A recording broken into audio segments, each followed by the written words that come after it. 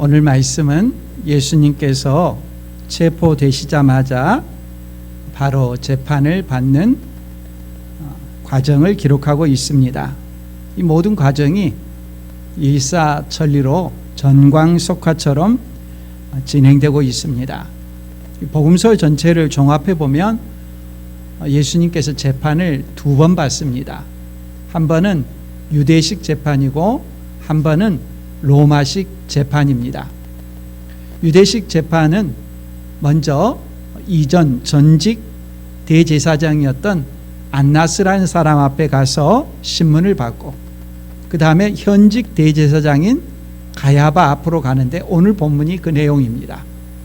그리고 유대 최고 의결기관인 산헤드린에서 예수님이 사형에 해당하다고 결정을 내립니다. 유대식 재판이 끝난 다음에 예수님을 로마 총독 본디오 빌라도에게 보냅니다. 빌라도가 예수님을 바로 판결을 내리지 않고 예수님이 주로 활동한 영지가 위쪽 갈릴리 지역이니까 갈릴리의 분봉왕 안디바에게로 보냅니다. 안디바는 예수님을 구경만 하다가 다시 빌라도에게 보내고, 빌라도가 예수님께 최종적으로 사형을 언도합니다. 그래서 사도신경에 보면 본디오 빌라도라는 이름이 나옵니다. 이 모든 과정들, 재판의 과정은 금요일 새벽부터 아침에 이루어집니다. 그리고 십자가 처형이 금요일 오전에 집행이 되는 것이죠. 우리가 언론에서 가끔 짜 맞추기 수사라고 하는 말을 듣습니다. 어떤 증인을 부른다거나 수사 일정을 세운다거나 하는 그런 모든 과정들이 미리 다 어떻게 이 사람을 처리할 것인가 하는 것을 각본을 짜두고 나서 수사를 진행할 때 짜 맞추기 수사다, 이런 표현을 하죠. 예수님의 재판이야말로 짜 맞추기 재판이라고 할 수 있습니다. 예수님을 사형에 처해야겠다, 미리 결론을 내렸습니다. 그 다음에 죄를 찾는 것입니다. 증거를 조작하고 불법을 행하는 재판이었습니다. 오늘 말씀 제목처럼 예수님의 재판은 예수를 죽이려고 거짓 증거를 찾음에라고 한마디로 정의할 수 있습니다. 우리가 주목해야 되는 것은 이 재판 과정에서 예수님을 사형에 처하는 것이 과연 그런 제목이 맞느냐, 재판 절차는 적절했느냐, 이런 내용에 주안점을 두는 것이 아닙니다. 물론 그 내용도 살피겠지만 핵심은 예수님께서 이런 불의와 불법의 재판에 대해서 어떤 태도로 대하셨느냐 하는 것이며, 이런 재판의 과정을 통해서 예수님은 어떤 분으로 드러나셨느냐, 예수님은 누구냐 하는 것입니다. 예수님의 재판 과정에서 특이한 것은 재판에 임하는 예수님의 태도입니다. 보통 사람들이 불법 재판을 받게 되면은 대하는 태도가 그에 대해 격렬하게 항의하고 따지고 그렇죠. 먼저 사람이 체포되게 되면은 수사를 받습니다.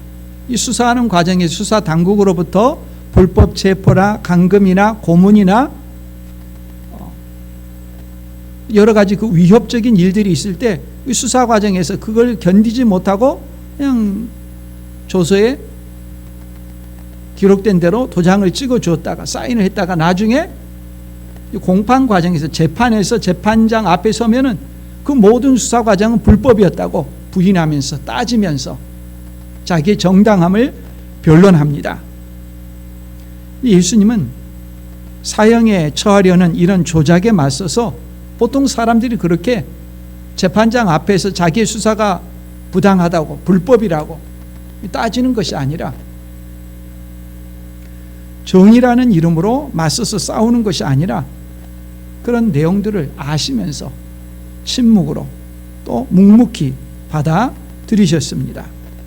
예수님께서 재판에 임하시는 이런 독특한 태도는 보통 사람들이 재판에 임하는 태도가 너무도 달랐기 때문에 재판하는 사람들조차 당혹스럽게 만들었습니다.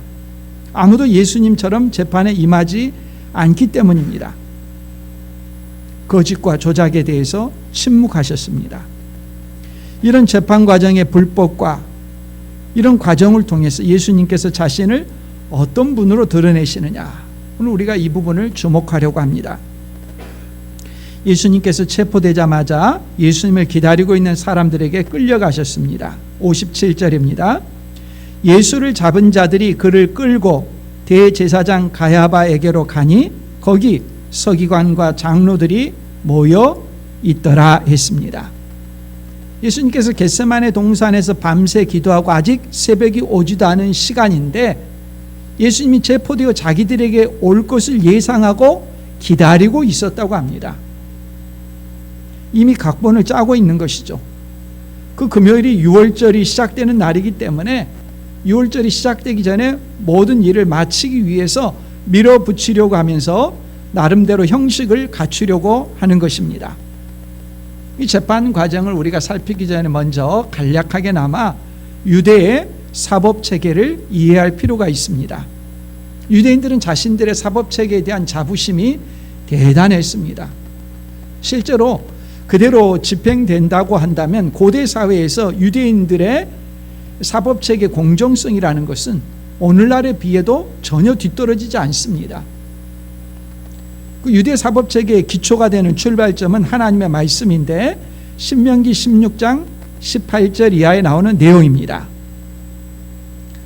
보면 내 하나님 여호와께서 내게 주시는 각 성에서 내 지파를 따라 재판장들과 지도자들을 둘 것이요 그들은 공의로 백성을 재판할 것이니라. 너는 재판을 굽게 하지 말며 사람을 외모로 보지 말며 또 뇌물을 받지 말라. 뇌물은 지혜자의 눈을 어둡게 하고 의인의 말을 굽게 하느니라.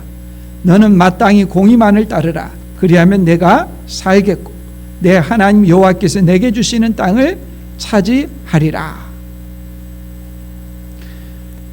유대인들은 이 말씀에 따라서 먼저 재판의 단계와 절차를 정했습니다. 각 성에 재판하는 사람들을 두었습니다. 가족의 대표 한 사람씩 해서 이 가족의 대표가 120명 단위가 되면은 하나의 공회를 조직했습니다. 이 공회를 다른 말로 하면 산헤드린이라고 합니다. 작은 단위의 공회인 것이죠. 120 가정 단위로 해서 산헤드린이 있었고 이 산헤드린에서 23명의 회원을 뽑아서 이 사람들이 재판을 주관하게 했습니다. 지역 공동체마다 이런 120 가정 단위로 산헤드린이 있었던 셈입니다. 어떤 마을은 120명이 되지 않습니다. 120명이 되지 않더라도 나름대로의 작은 모임을 조직하고 아주 작은 단위는 3명의 회원, 공회원을 두고 조금 더 큰 단위는 7명을 두고 이런 식으로 세분화해서 각 마을마다 재판을 할 수 있는 기구를 두었습니다. 마태복음 5장 22절에 보면 나는 너희에게 이르노니 형제에게 노하는 자마다 심판을 받게 되고 형제를 대하여 나가라 하는 자는 어디에 잡혀가게 됩니까? 공회에 잡혀가게 되고 라고 했습니다. 이때 이 공회라고 하는 것은 지역 단위의 작은 그런 산헤드린 즉 공회를 말하는 것입니다. 마태복음 10장 17절에도 사람들을 삼가라 그들이 너희를 공회에 넘겨주겠고 그들의 회당에서 채찍질하리라. 여기서 말하는 공회도 역시 지역 단위의 작은 공회입니다. 소규모의 이런 산헤드린 공회가 있는가 하면 이런 지역 단위의 작은 공회에서 해결하지 못하는 그런 문제들은 상소를 할 수가 있겠죠. 최고의 상소기관이 누구냐? 예루살렘에 있는 산헤드린입니다. 59절에 나오는 온 공회라고 하는 표현은 바로 이 산헤드린 예루살렘 공회를 말하는 것입니다. 예루살렘 산헤드린 공회는 약 70명으로 구성되어 있습니다. 24명의 제사장, 24명의 장로, 그리고 23명의 서기관, 이 70명인데 거기에 대제사장을 더해서 71명의 산헤드린 회원이 있었습니다. 우리가 방금 읽은 57절에 보면 대제사장, 서기관, 장로들이 모였다라고 했습니다. 산헤드린이 모인 것입니다. 71명의 산헤드린이 모이는데 의결 정족수가 있습니다. 주요 범죄에 대해서는 23명 이상이 있어야 합니다. 사형을 내리는 것과 같은 중요한 범죄에 있어서는 그 정족수를 채워야 됩니다.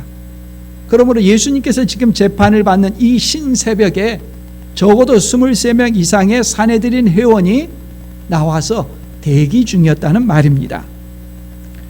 신명기 16장에 나오는 재판의 원리에 두드러진 것은 공의로 백성을 재판하라는 것이었습니다. 이 공정성에 영향을 줄 수 있는 뇌물 받아서는 안 되는 것이고, 또 사람을 외모로 보아서는 안 되는 것이고, 이런 규칙들을 따라야 됐습니다. 유대의 재판은 공정성을 위해서 세 가지 내용을 주된 특징으로 했습니다. 첫 번째는 이 공적인 재판입니다. 줄여서 공판이라고 그러죠. 비밀리에 재판을 하지 않습니다. 그 사람이 왜 처형을 당했는지 아무도 알지 못하는 채 결과만 보고 아는 그런 일은 없습니다. 누구나 참여해서 무슨 죄 때문에 어떻게 재판 절차가 진행되고 있는가, 이 과정을 다 참관해서 볼 수가 있도록 드러내주고 하는, 공적으로 공개하고 하는 그런 재판이었습니다. 공적인 재판을 하지 않고는 형벌을 집행하지 않았습니다. 이런 공적 재판의 특징이 있었고, 두 번째는 방어권을 보장했습니다. 자기가 다른 사람들로부터 고소를 당했는데 자신에 대해서 방어할 수 있는 것들이 박탈되지 않았습니다.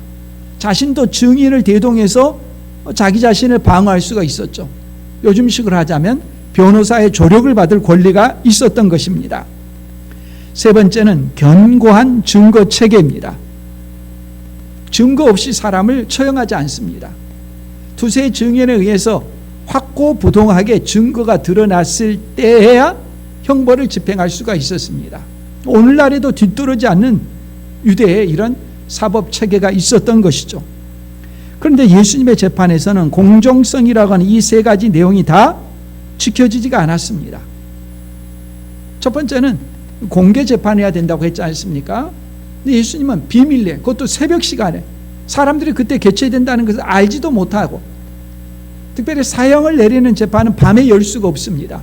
근데 그들은 새벽에 체포해서 새벽에 소수의 사람들만이 모인 자리에서 예수님의 재판을 진행했습니다. 또한 방어권이 보장되지 않았죠.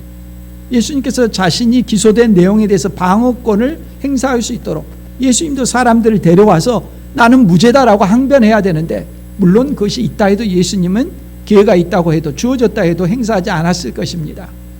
그런 기회 자체를 원천 봉쇄했었죠. 세 번째는 증거의 문제입니다. 예수님을 사형에 처할 죄목에 대한 증거가 있느냐 하는 것입니다.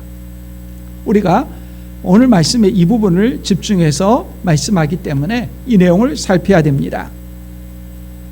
각본을 짠 산헤드린 재판이 시작되었습니다. 일반적으로 재판을 하는 목적은 실체적인 진실을 발견하기 위한 것이죠. 어떤 사람이 고소되었는데 그 사람이 정말 그런 죄가 있느냐, 정말 그 죄를 범했느냐, 그걸 따져 묻는 것이죠. 그 사람이 그런 죄가 있다면 정말 그런 죄를 행했다는 증거가 있느냐 드러내 보여주는 것, 이 실체적인 진실을 발견하는 게 재판의 목적이죠. 그런데 예수님을 재판하는 과정에서 산헤드린은 그렇지 않았다라고 말합니다. 미리 결론을 내렸다는 거죠. 말씀 제목처럼 59절에 대제사장들과 온 공회가 예수를 죽이려고 그를 칠 거짓 증거를 찾음해라고 하는 것은 미완료 시제입니다. 그러니까 찾을 때까지 계속해서 끝까지 미리 내려놓은 각본과 결론대로 증거를 찾아갔다는 것입니다. 흔히 하는 말대로 이건 인디안 기우제죠. 인디안들이 비가 오도록 기우제를 지내면 반드시 비가 온다 그러죠. 왜 그렇습니까? 비가 올 때까지 계속 기우제를 지내니까요. 예수님의 경우에 있어서도 죄목을 찾을 때까지, 사형에 해당하는 죄를 찾을 때까지 계속해서 찾았다는 것입니다. 나중에는 없으니까 거짓 증거로 조작을 하는 것이고, 또 나중에는 사실인데 그 사실을 가지고서 예수님을 십자가에 못 박았죠. 고대 사회는 지금처럼 과학 수사를 통해서 증거를 확보하는 그런 수사보다도 주로 증인에 의존을 했습니다. 증인이 한 말이 곧 증거가 되었던 것이죠. 증인의 말은 사람을 죽이고 살릴 수도 있습니다. 증인의 역할이 대단히 중요합니다. 구약 성경에 보면 거짓 증언을 통해서 사람을 살해한 경우가 있습니다. 아합 왕 때 그랬죠. 아합 왕이 자기 별장에 보니까 별장 바로 밖에 포도원이 너무 마음에 드는 거예요. 나봇이라는 사람의 포도원이었습니다. 그 포도원을 갖고 싶어가지고 나봇에게 요청을 했죠. 야, 내가 네 포도원보다도 더 좋은 땅의 포도원을 줄 테니까 그거 나한테 주라. 거절했습니다. 그래서 다시 아합 왕이 야, 그거 나한테 팔아라. 많은 돈을 주겠다. 그래도 거절했습니다. 왜냐하면 나봇은 하나님께서 자기들에게 준 기업이기 때문에 조상 때부터 내려온 것이고 자녀 대대로 계속 그것을 유업으로 물려줘야 된다. 거절했습니다. 그 때문에 아합 왕이 답답해하고 울적해하고 어찌할 줄 몰랐습니다. 그걸 곁에서 보고 있던 사람이 왕비 이세벨이었죠. 왕비 이세벨은 시돈에서 시집온 사람입니다. 시돈이라는 나라는 절대 왕정을 실현하는 그런 나라 아닙니까? 그때 당시에 주변 나라들은 다 그랬죠. 왕이 자기 마음대로 못하는 게 뭐가 있습니까? 왕이 곧 주권인데요. 그런데 아합 왕은 포도원 하나를 차지하지 못하는 거예요. 기가 막힌 것이었죠. 그래서 이세벨이 꾀를 냈습니다. 이세벨이 낸 꾀는 뭐냐? 바로 거짓 증인을 동원하는 방식이었습니다. 이세벨이 나봇의 성에 사는 장로와 귀족들에게 편지를 보낸 다음에 이러이러하게 하라고 시켰습니다. 열왕기상 21장 10절 말씀에 보면 불량자 두 사람을 그의 앞에 마주 앉히고 그에게 대하여 증거하기를, 이 그라는 사람은 당연히 나봇이겠죠. 나봇을 불러다가 앉혀놓고 거짓 증인 두 사람이 이렇게 들었다라고 말하는 것입니다. 네가 하나님과 왕을 저주하였다 하게 하고 곧 그를 끌고 나가서 돌로 쳐 죽이라 하였더라. 신성 모독에 대해서는 돌로 쳐서 죽이는 절대형입니다. 달리 방법이 없습니다. 두 사람의 거짓 증거를 통해서 바로 이 나봇을 죽이고 그 포도원을 차지하려고 하는 계략이었죠.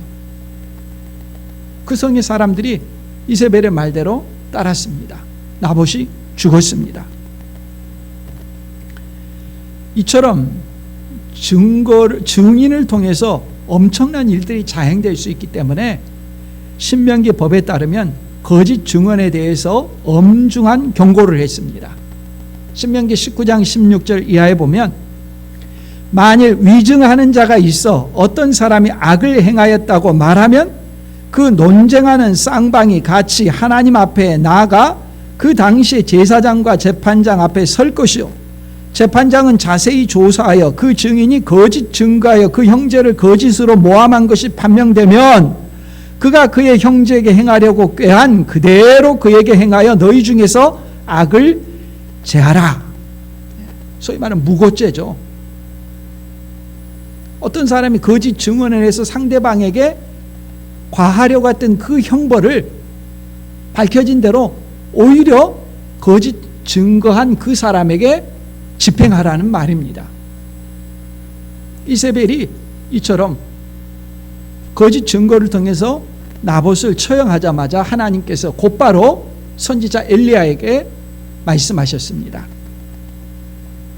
열왕기상 21장 19절에 보면 너는 그에게 말하여 이르기를 여호와의 말씀이 네가 죽이고 또 빼앗았느냐 하셨다 하고 또 그에게 이르기를 여호와의 말씀이 개들이 나봇의 피를 핥은 곳에서 개들이 내 피 곧 내 몸의 피도 핥으리라 하였다 하라.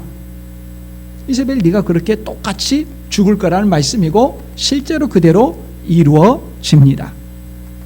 이스라엘 백성은 이 구약의 사건을 너무도 잘 압니다. 거짓 증거를 했다가는 거짓 증거해서 처벌하려고 하는 그 형량이 자신에게 그대로 돌아온다는 것을 너무도 잘 알고 있습니다. 그런데도 예수님을 처형하려는 법정에서 사람들은 하나님의 법을 두려워하지 않았습니다. 거짓 증거를 동원하는데 주저하지 않았습니다. 무서운 일입니다. 사람이 조금만 양심이 있어도 다른 사람을 무고하지 않습니다. 없는 사실을 만들어서 고발하는 그런 일을 주저하기 마련입니다. 60절 이하에 보면 거짓 증인이 많이 왔으나 얻지 못하더니 후에 두 사람이 와서 이르되 이 사람의 말이 내가 하나님의 성전을 헐고 사흘 동안에 지을 수 있다 하더라 하니. 거짓 증인들이 왔습니다. 예수님에 대해서 예수님 얼마나 많은 사람들을 만났습니까? 또 대화를 하셨습니까? 이런저런 증인들의 말이 있었습니다. 아무런 증거 가치가 없었습니다. 그러다가 두 사람이 와서 말한 것은 특별했습니다. 예수께서 성전을 헐고 사흘 만에 짓겠다고 했다는 것입니다. 성전을 허는 행위는, 말하자면 신전을 허는 행위는 로마의 통치를 받는 어떤 나라에서든지 다 사형에 해당하는 죄목입니다. 예수께서 과연 그렇게 말씀하셨느냐? 대단히 중요한 것이죠. 예수님이 언제 말씀하셨느냐? 사실을 따져봐야겠죠. 그와 관련된 내용은 요한복음 2장 19절에 나옵니다. 왜곡된 증언이라는 것을 금방 알 수 있습니다. 요한복음 2장 19절에 보면 예수께서 대답하여 이르시되 누가 너희가 이 성전을 헐라. 예수님께서 성전을 허시겠다고 했습니까? 아니에요. 예수님께서 그들에게 말해요. 너희가 이 성전을 헐라고 했습니다. 눈에 보이는 예루살렘 성전을 헐라는 게 아니라 너희가 이 성전, 예수님의 몸을 가리키면서 진정한 성전이신 예수님의 몸을 헐라, 그 이야기를 했던 것입니다. 근데 왜곡해가지고 예수님께서 직접 예루살렘 성전을 헐겠다고 말씀했다는 겁니다. 조작이죠. 거짓말이죠. 이 증언은 효력이 없습니다. 마가복음 14장 59절에는 분명히 말합니다. 그 증언도 서로 일치하지 않더라. 예수님께서 성전을 헐라고 했다는 그 말도 서로 일치하지 않더라. 대제사장은 증거가 불일치하면 효력이 없다는 사실을 당연히 알죠. 그 증언이 전혀 효력이 없다는 사실을 알면서도 그 사실을 말하지 않고 오히려 이 말을 가지고 예수님을 위협하는 수단으로 삼습니다. 그래서 62절에 이렇게 질문하죠. 대제사장이 일어서서 예수께 묻되 아무 대답도 없느냐? 이 사람들이 너를 치는 증거가 어떠하냐? 그 증거가 전혀 효력이 없다는 사실을 대제사장은 너무도 잘 알면서도 그 사실을 딱 숨기고 비밀리 하고서 예수님께 묻습니다. 야, 이 증거 어떠냐? 네가 그렇게 말했다면서, 성전을 헐겠다고, 다시 짓겠다고 말했다면서 반론해봐라. 이걸로는 아무 효력이 없다는 걸 너무 잘 압니다. 그러면서도 위협하는 것이죠. 비열한 방식들이죠. 예수님은 방어하지 않았습니다. 침묵하셨습니다. 억압의 분위기 때문에 말문이 막힌 것이 아닙니다. 주권적으로 침묵하신 것이죠. 구약성경 이사야 53장 7절에 나오는 예언. 그가 곤욕을 당하여 괴로울 때에도 그의 입을 열지 아니하였으며 마치 토수장으로 끌려가는 어린 양과 털 깎는 자 앞에서 잠잠한 양같이 그의 입을 열지 아니하였도다. 내용의 그대로의 성취입니다. 예수님께서 이렇게 대제사장의 신문, 첫 번째 질문에 대해서 침묵하시고 답하지 않자 대제사장이 이제 예수님이 대답을 할 수밖에 없는 방법을 사용합니다. 그 방법이 뭐냐? 하나님의 이름으로 맹세하게 하는 것입니다. 어떤 사람이 하나님의 이름으로 맹세하게 되면 반드시 대답을 해야 된다는 것이 율법의 내용입니다. 레위기 5장 1절에 나오는 말씀입니다. 그 대제사장이 예수님에게 맹세하게 하고 나서 예수님의 입으로부터 유죄를 증명하는 발언이 나오도록 신문을 합니다. 63절입니다.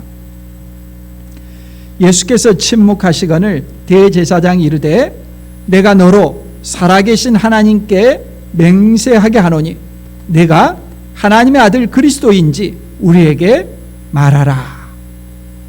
하나님의 이름으로 맹세하게 했으니까 반드시 예수님은 대답을 이제 해야 합니다. 첫 번째 질문에는 답하지 않았던 예수님께서 이제 대제사장의 두 번째 질문, 하나님의 아들 그리스도냐 하는 이 질문에 답하셔야 합니다. 사람들이 다 숨죽이고 예수님의 답을 기다립니다. 예수님이 스스로 하나님의 아들 그리스도라고 말하면은 곧바로 신성모독이라고 하면서 예수님을 처형하려고 덫을 놓은 것이죠. 64절 예수께서 이르시되 네가 말하였느니라. 그러나 내가 너희에게 이르노니 이후에 인자가 권능의 우편에 앉아 있는 것과 하늘 구름을 타고 오는 것을 너희가 보리라 하시니. 예수님은 대제사장이 물었던 질문, 하나님의 아들 그리스도냐? 그 질문에 대해서 네가 말하였다라고 답하십니다. 다만 대제사장이 생각하는 그리스도라고 하는 개념과 성경이 가르치는 그리스도 개념이 차이가 있기 때문에 그걸 보완해서 말씀하십니다. 구약 성경 두 본문을 인용하십니다.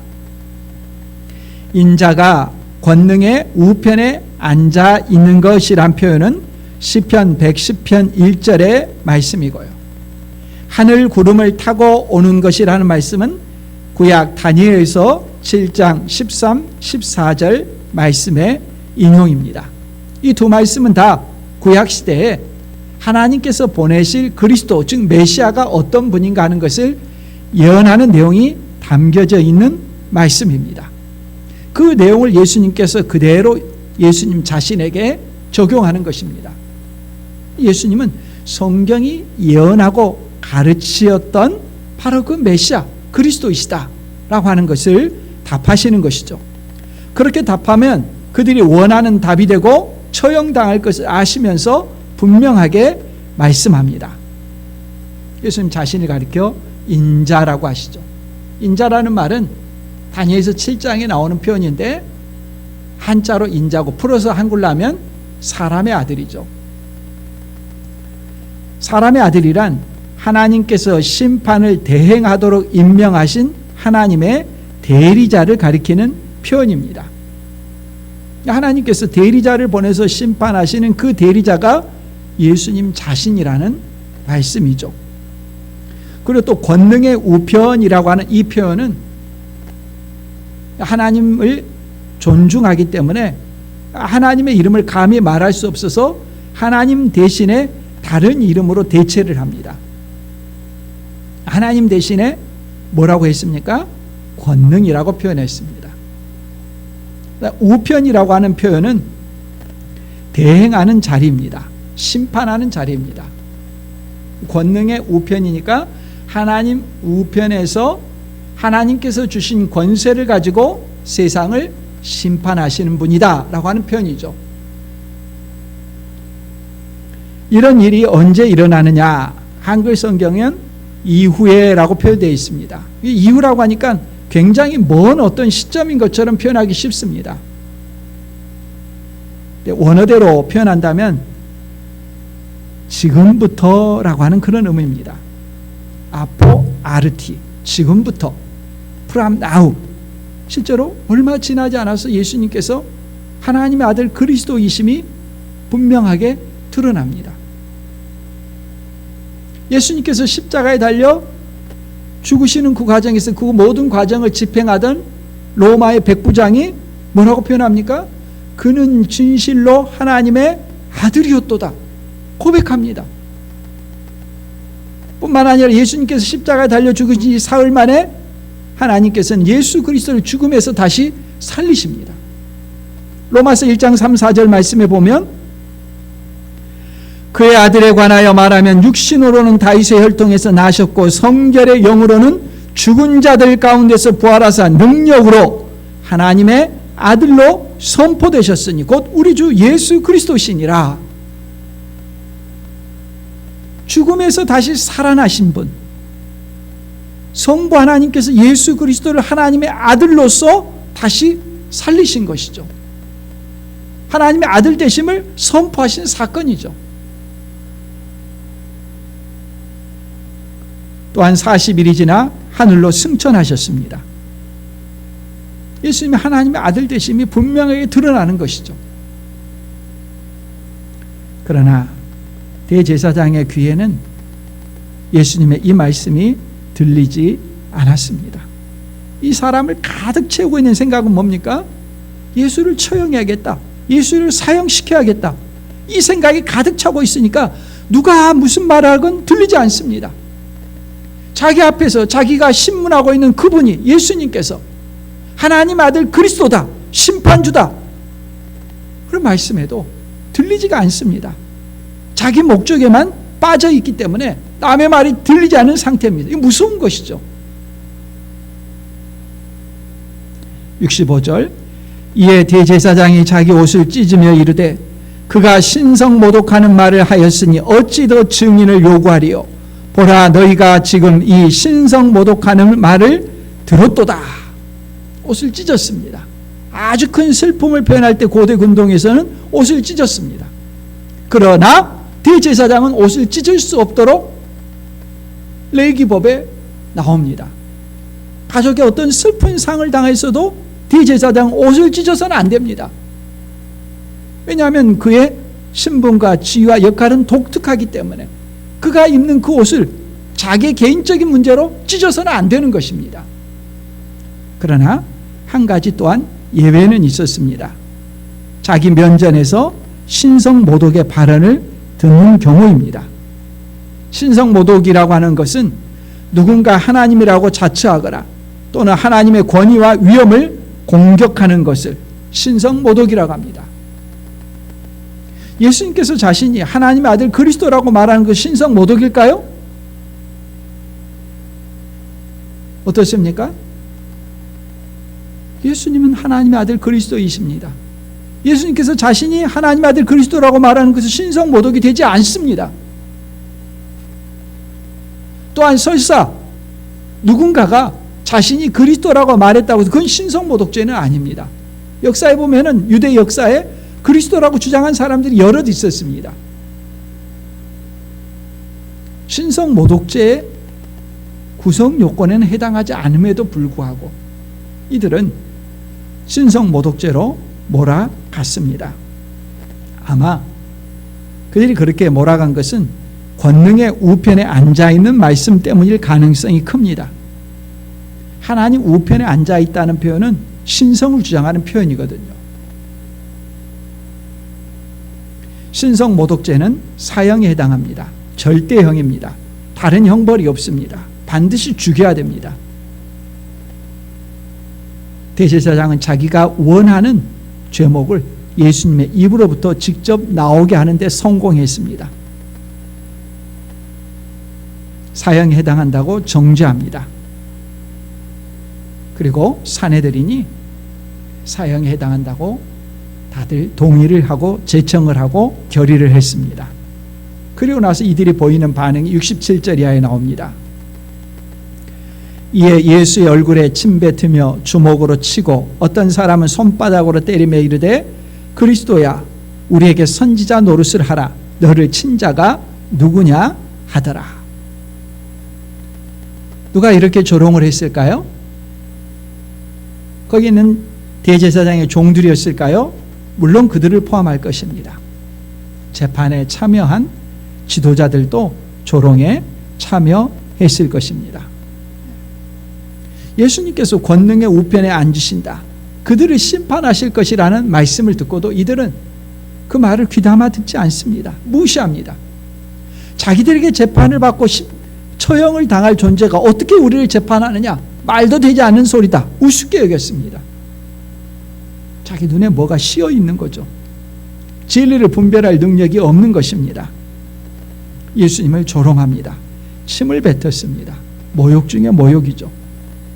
여러분, 지금까지 살아오면서 누가 자기 얼굴에 침 뱉으신 그런 경험을 하신 분이 있습니까? 저는 제 기억에는 그런 기억이 없습니다. 아무리 몰상식한 사람이라도 남의 얼굴에 감히 침을 뱉을 생각을 하지 못하죠. 예수님은 그런 모든 모욕과 수치를 그대로 받으셨습니다. 이사야 50장 6절에 보면 나를 때리는 자들에게 내 등을 맡기며 나의 수염을 뽑는 자들에게 나의 뺨을 맡기며 모욕과 침뱉음을 당하여도 내 얼굴을 가리지 아니하였느니라. 말씀대로 성취하십니다. 왜 예수님은 침묵하시고 이 모든 수욕을 다 당하셨습니까? 한마디로 하면 우리 죄의 형벌을 대신 지시기 위함이죠. 사내들인 재판은 지금도 계속되고 있습니다. 예수님께서 자신을 하나님의 아들 그리스도라고 분명하게 증언하셨고 우리는 그 내용을 읽었습니다. 또한 예수님은 하나님의 심판의 대행자라고 말씀하셨습니다. 이 말씀 앞에 우리 모두가 서 있습니다. 어떻게 우리가 반응하겠습니까? 예수님은 정말 그 말씀하신 내용처럼 하나님의 아들 그리스도이거나 아니면 사내들인이 보이는 반응처럼 말도 되지 않는 헛소리를 하고 있는 신성모독죄를 범하고 있거나 둘 가운데 하나로서 우리는 받아들여야 됩니다. 사내들인이 재판하였듯이 예수님을 재판할 것인가? 아니면 그렇지 않고 예수님은 진정으로 하나님의 아들 그리스도로서 우리가 모시고 받아들이고 영접해야 될 것인가 하는 것입니다. 사내들인처럼 반응하게 된다면 예수님이 신성모독죄로 우리가 돌을 들어 쳐야 할 그런 존재죠. 그러나 예수님께서 말씀하신 것처럼 그분은 하나님의 아들 그리스도로서 우리를 심판하실 분이라고 한다면 그분 앞에 우리의 무릎을 꿇고 우리의 죄를 고백하며 우리의 죄를 용서해 달라고 말하며 그분을 하나님의 아들 그리스도로 우리가 영접해야 되겠죠. 대제사장과 사내들이는 누구보다도 성경을 잘 아는 사람들입니다. 그러므로 예수님께서 그리스도라고 말씀하시며 구약 성경 인용하셨을 때 그들은 깨달아 알았어야 했습니다. 하지만 그들은 눈을 감았습니다. 자기들이 가지고 있는 생각이 너무도 확고했기 때문에 예수님의 주장을 내친 것입니다. 오늘 우리들도 그러기 쉽습니다. 자기가 가지고 있는 인생의 어떤 성공 방식에 그대로 도취되어 가지고 그 생각과 모순된다고 생각되는 것들, 그 생각에 방해가 된다는 것들에 대해서 가차없이 쳐버립니다.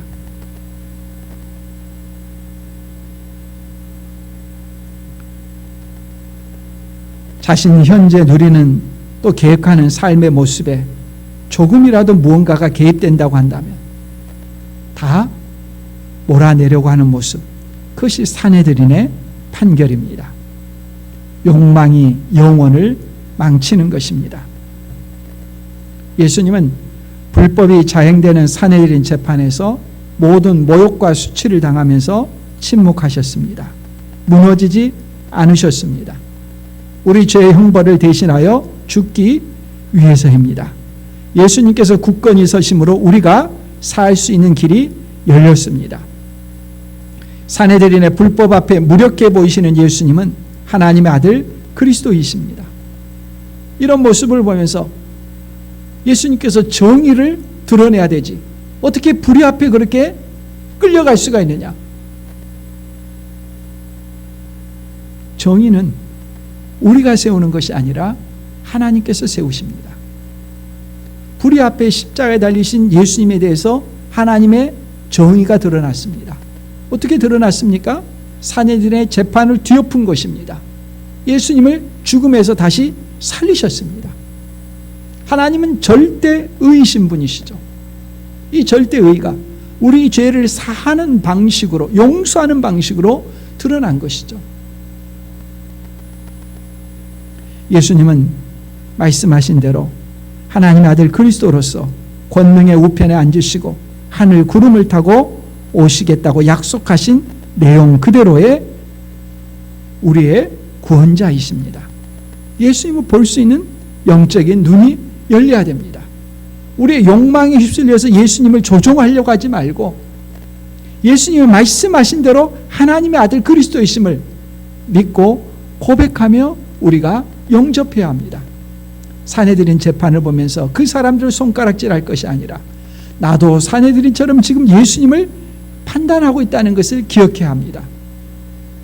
내가 생각하는 인생의 성공 공식에서 예수님을 판단할 것인가? 아니면 그분의 말씀대로 나의 모든 것을 내려놓고 그분을 영접할 것인가? 우리의 영적인 눈이 열려서 예수 그리스도를 우리의 구원자시고 내 죄 형벌을 대신하는 분으로 받아들이고 영접하고 믿고 죄 용서함을 받는 우리 모두가 될 수 있기를 바랍니다.